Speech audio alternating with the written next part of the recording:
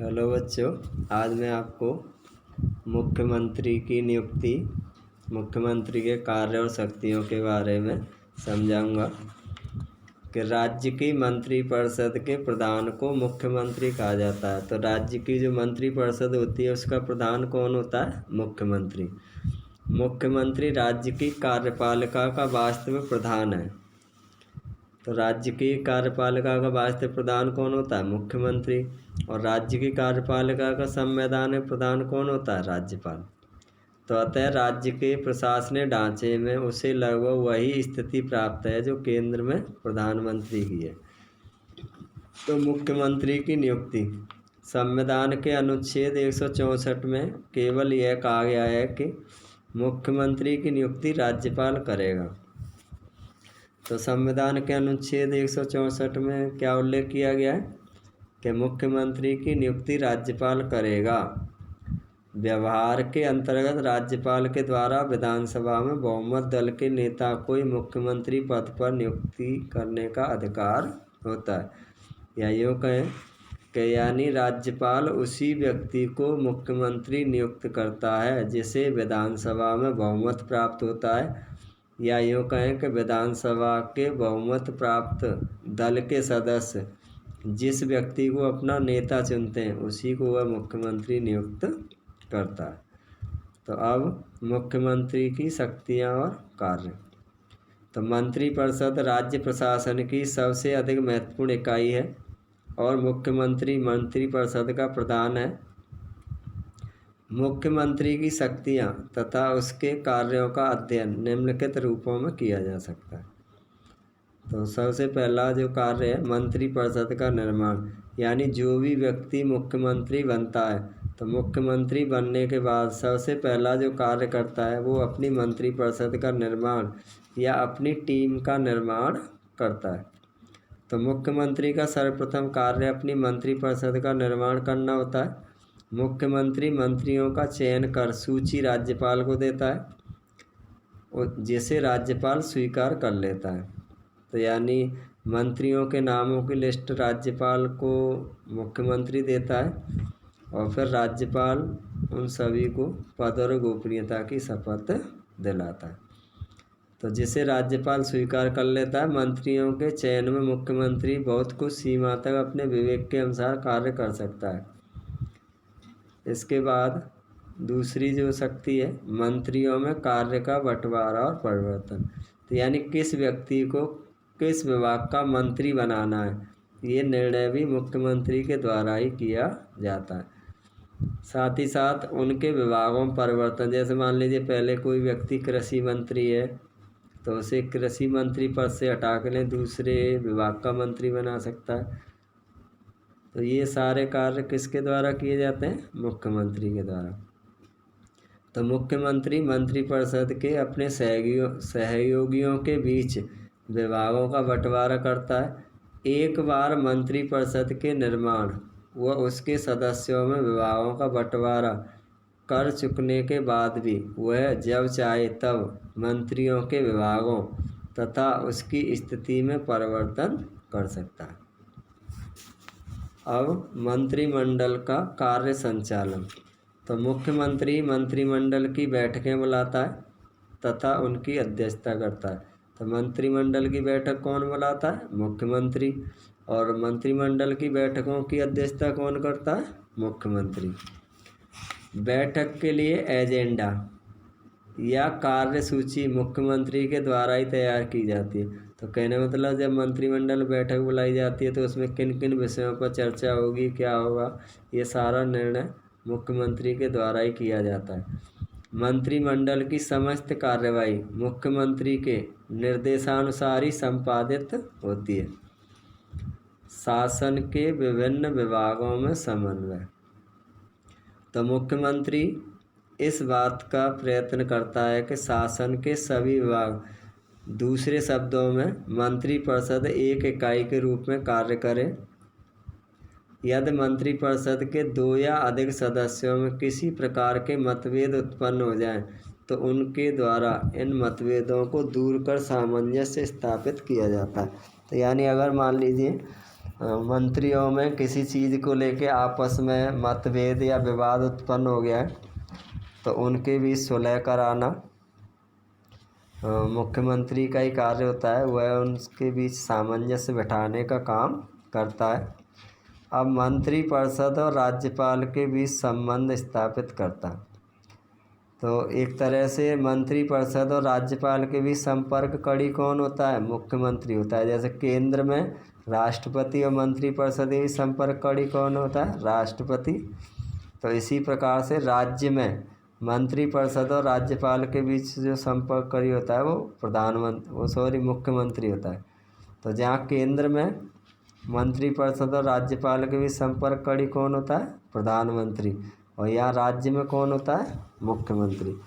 तो संविधान के अनुसार मुख्यमंत्री पर यह भार है कि मंत्रिपरिषद और राज्यपाल के बीच संपर्क स्थापित करे। वह मंत्रिमंडल के निर्णयों की सूचना राज्यपाल को देता है और राज्यपाल के विचार मंत्रिमंडल तक पहुंचाता है। तो यहाँ कहने का तात्पर्य होता है कि जैसे मान लीजिए मंत्रिपरिषद में जो भी निर्णय लिया गया तो उससे अवगत राज्यपाल को कौन कराता है? मुख्यमंत्री। अगर राज्यपाल को कोई सूचना मंत्रियों के लिए भेजनी है तो वो मुख्यमंत्री से कहते हैं, मुख्यमंत्री अपने मंत्रियों से कहता है।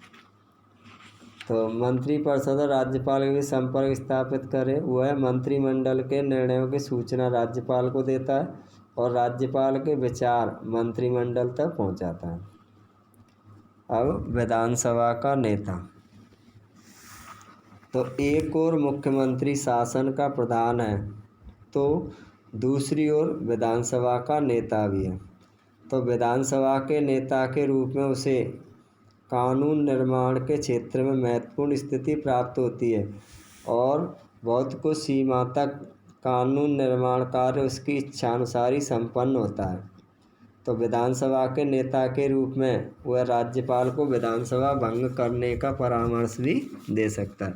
तो वैसे तो विधानसभा को भंग कौन करता है? राज्यपाल करता है, लेकिन राज्यपाल मुख्यमंत्री के परामर्श या सलाह से ही विधानसभा को भंग कर सकता है या कर सकता है। अब हम उच्च न्यायालय के गठन के बारे में पढ़ेंगे। तो अब तक हमने मुख्यमंत्री के कार्य और शक्तियों के बारे में पढ़ा था। तो उच्च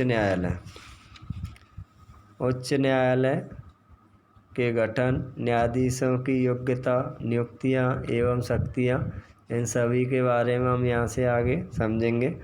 तो भारत में एकीकृत न्यायपालिका है। कहने का मतलब हमारे यहाँ एक ही प्रकार की न्यायपालिका है जिसके 4 स्तर बने हुए हैं: सर्वोच्च न्यायालय, उच्च न्यायालय, जिला न्यायालय और अधीनस्थ न्यायालय। तो ये जितने भी स्तर के न्यायालय होते हैं वो सभी सर्वोच्च न्यायालय के अंडर में रह के कार्य करते हैं। तो भारत में एकीकृत न्यायपालिका है जिसके सर्वोच्च स्तर पर उच्चतम न्यायालय के पश्चात न्यायपालिका में उच्च न्यायालय का स्थान आता है। राज्य स्तर पर सर्वोच्च न्यायिक संस्था उच्च न्यायालय, यानी देश स्तर पर सबसे ऊपर की जो न्याय व्यवस्था है वो सर्वोच्च न्यायालय के अंतर्गत है। राज्य स्तर पर राज्य में जो उच्च न्यायालय होता है उसके ऊपर होती है। अनुच्छेद 214 के अनुसार प्रत्येक राज्य का एक उच्च न्यायालय होगा। 2 या अधिक राज्यों के लिए भी एक न्यायालय हो सकता है। यानी जो संविधान का अनुच्छेद 214 है उसमें ये उल्लेख किया गया है कि प्रत्येक राज्य के लिए एक न्यायालय अवश्य होगा, लेकिन साथ ही साथ 2 या 2 से अधिक राज्यों का भी एक न्यायालय हो सकता है। तो कहने का मतलब है कि अमूमन ज़्यादातर राज्यों में अपना अपना अलग से उच्च न्यायालय, लेकिन कई जगह 2 या 2 से अधिक राज्यों का भी एक ही न्यायालय बना हुआ है।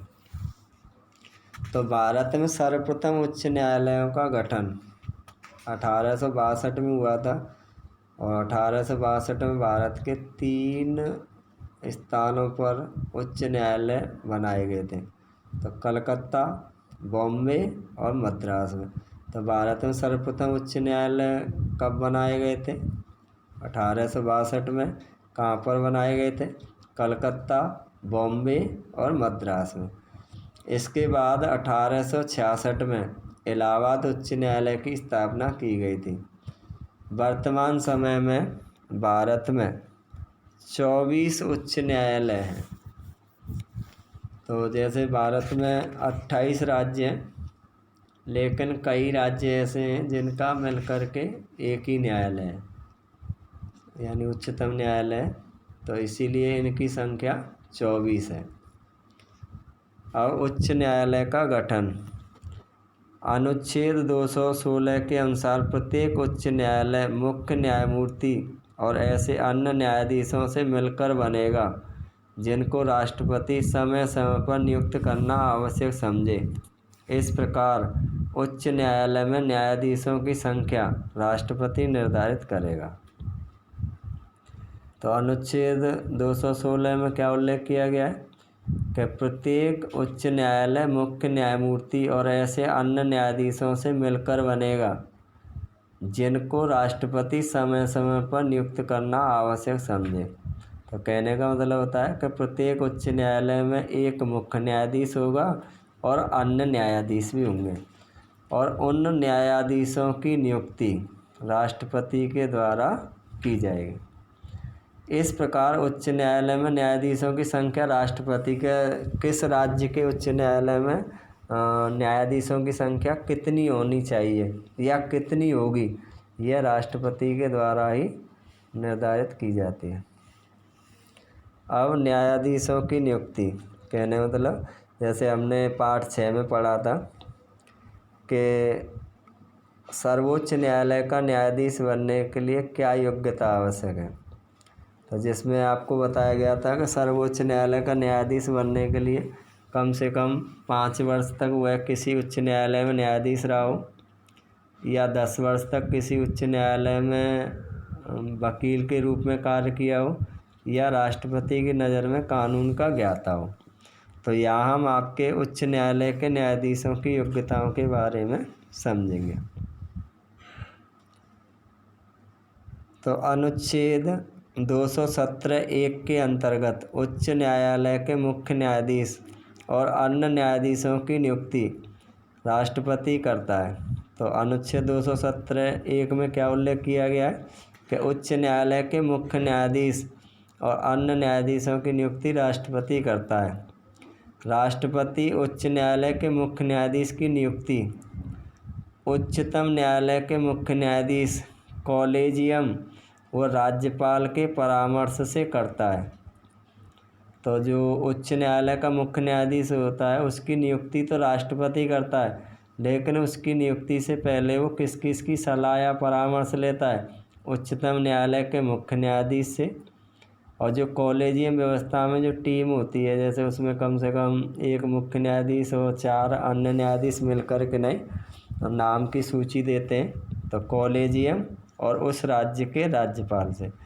और जबकि अन्य न्यायाधीशों की जो नियुक्ति करता है वह उच्चतम न्यायालय के मुख्य न्यायाधीश, उच्च न्यायालय के मुख्य न्यायाधीश और राज्यपाल के परामर्श से। तो कहने का मतलब है कि जो उच्च न्यायालय का जो मुख्य न्यायाधीश होता है उसकी नियुक्ति तो वो किस किस की सलाह से करता है? राष्ट्रपति, उच्चतम न्यायालय के मुख्य न्यायाधीश, कॉलेजियम व्यवस्था और राज्यपाल। और अन्य न्यायाधीशों की नियुक्ति राष्ट्रपति किसकी सलाह से करता है?